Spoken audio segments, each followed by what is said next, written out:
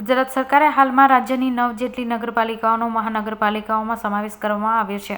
ભરૂચ જિલ્લામાં અનેક મોટી ઔદ્યોગિક જીઆઈડીસીમાં આવેલી છે, ત્યારે શહેરમાં ખૂબ જ વિકાસની અછત છે. જિલ્લામાં 5 વિધાનસભા સભાઓમાં ભાજપની રાજ ચાલે છે અને ભરૂચની પાલિકા પણ ભાજપની શાસિત છે. તેમ છતાંય ભરૂચ જિલ્લા સાથે જ અન્યાય કરાતો હોવાના આક્ષેપો આમ આદમી પાર્ટીના આગેવાનો અને કાર્યકરો કર્યા હતા. જેના ભાગરૂપે મંગળવારના રોજ આમ આદમી પાર્ટીના પ્રમુખ પિયુષ પટેલ સહિતના આગેવાનો અને કાર્યકરોએ પાલિકા કચેરી પહોંચી વિરોધ નોંધાવ્યો હતો. જેમાં તેમના દ્વારા આક્ષેપ કરાયા હતા કે ભરૂચમાં ભાજપના ધારાસભ્ય, જિલ્લા પ્રમુખ, નગરપાલિકા પ્રમુખ અને નગરપાલિકાના ચૂંટાયેલા જનપ્રતિનિધિઓ ભાજપના હોવા છતાંય તેઓએ ભરૂચ નગરપાલિકાને મહાનગરપાલિકા બનાવવામાં નિષ્ફળ જઈ રહ્યા છે.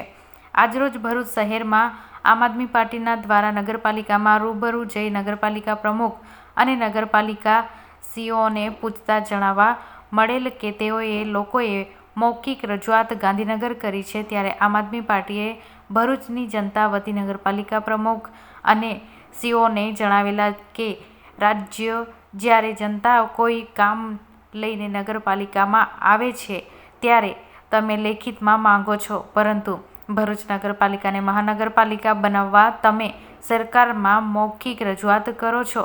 અમને એમ લાગી રહ્યું છે કે ભરૂચ ભાજપના સંગઠન અને નગરપાલિકા પ્રમુખ ભરૂચને નગરપાલિકા બનાવતા અટકાવી રહ્યા છે.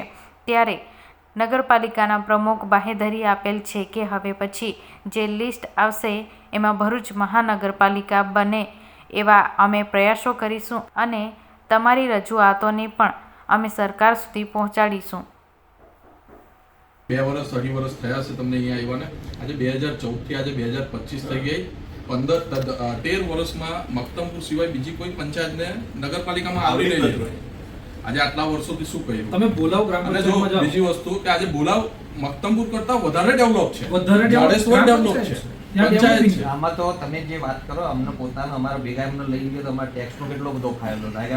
ભરૂચ નગરપાલિકા ડેવલપમેન્ટ જે છે આજે પણ ભરૂચ નગરપાલિકામાં 6 કરોડ રૂપિયા લાઇટ બિલ બાકી પડે છે. તો તમે વિચારો કે એ 6 કરોડ રૂપિયા લાઇટ બિલ બાકી પડે છે તો એના પાછળ અત્યાર સુધીના કયા સ્ટેપ લેવાય? આમાં શું જેટલું ડેવલપમેન્ટ જે છે ને નગરપાલિકા વિસ્તારમાં તો જગ્યા જ નથી. અને સાહેબ એવું હોય અહીંયાના આપણે ભારતીય જનતા પાર્ટીના એમપી એમએલએ થી જો અસરદાર રજૂઆત ના થતી હોય તો તમે અમને આપો લેખિતમાં. તમે ચૈતરભાઈને કીધું ચૈતરભાઈ નું રિઝલ્ટ મળશે એ અમે 110% ગેરંટી આપીએ. અમારી રજૂઆત બિલકુલ નિષ્ફળ હોય છે કે ભાઈ જનતા માટેની રજૂઆત હોય છે. અમારી એવી કોઈ રજૂઆત નથી કે અમે આ કેસ બી કાઢીને આવીશું પછી રજૂઆત કરવા. ચાલો તમે અમને લેખિતમાં આપો કે તમે રજૂઆત કરો ચૈતરભાઈ પાસે, તો અમે ચૈતરભાઈ અમે આવશે તો કેસ બી કરીને આવીશું અને કરીને બતાવીશું.